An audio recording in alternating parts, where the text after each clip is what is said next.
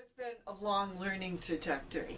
And I mentioned earlier the importance of dialogical person-to-person learning. When I was living in Seattle, I knew like Zippo about multiculturalism, ethnic studies, and over a period of, I was first getting to know the kids I was working with, and then I decided I wanted to stay in Seattle even though the jobs weren't there, they were out in the suburbs. But I didn't want to go to the suburbs because from working with the kids, I was beginning to change. So I stayed living in Seattle and got to be friends with some African American educators who were also working for Seattle Public Schools. And this was while Seattle Public Schools was undergoing voluntary desegregation, and so some of them were working with the desegregation program. And it was partly having just trusting relationships with people, and me being the kind of person where sometimes I listen a lot more than I speak. Sometimes people will think I'm really quiet, but a lot of times I'm listening and learning. So I was just learning from people that I had gotten to know about really racism, everyday reality that people of color, particularly African American people, were grappling with in their own everyday lives. And I remember getting into discussions sometimes where I would say something that would show my own ignorance, and then people just kind of explaining to me, well, that's not how things work for us. And over a period of time, I gradually underwent a kind of a re-education, and as I realized how much I didn't know, then I started voluntarily doing my own kind of ethnic studies reading. So I spent 1 year or so as a beginning teacher finding what at the time were some of the African American classics and beginning to read them. The autobiography of Malcolm X and some of Richard Wright's work and stuff. And then finding some of the works in Chicano studies. And it was somewhere around there that I read Rudy Acuña's Occupied America. And so these were, in a way, it was a little bit hit and miss what I would pick, but it was this beginning of both interpersonal as well as scholarly re-education.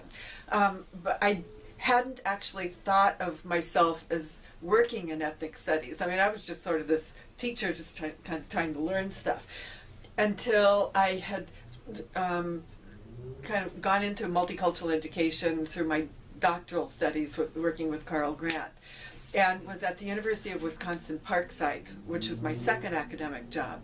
And one of the people who we hired to work with, it was at the time called Minority Student Services, an African American linguist, who he and I were having a conversation early on when he got there. And he said, this campus really needs an ethnic studies program. And I said, yeah, it sure does. So he and I just sort of mapped out what ethnic studies would look like at the college level.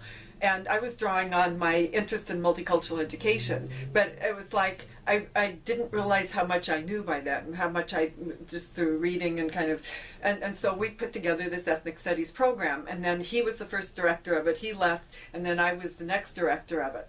And then I was like, okay, but my job is really in teacher education, and here I am directing ethnic studies, and so then I had got somebody else to take over after me. But that was probably where I first started seeing, well, yeah, okay, I guess I do have feet in ethnic studies, even though the work I've been doing is really multicultural teacher education. And that work never really stopped. Most recently, I kind of, it's sort of like ethnic studies as a field, I think has kind of grabbed me and said, okay, you're one of us, and here's how we want to use you. So the review that I did for the NEA, they contacted me and said, we need somebody who will review the research on the impact of ethnic studies on students. And it was actually Jose Lara it was his idea to have a review done. I'm still not real sure how they got my name, but oh well, I said, yeah, okay, I'll do it if what you mean by ethnic studies is that it directly addresses racism and colonialism, and it's not just, teaching everybody how to get along. And NEA, they're like, oh yes. And so I did the review. That review came out, and so So sometimes people ask, okay, well, the courses you teach, are they ethnic studies courses? And I guess I would have to say that my courses for years have been very strongly influenced by ethnic studies, and sometimes get cross-listed with ethnic studies. But I don't have, like I haven't taught, an African American studies course. I've taken one, but I haven't taught one, or a Mexican American studies course.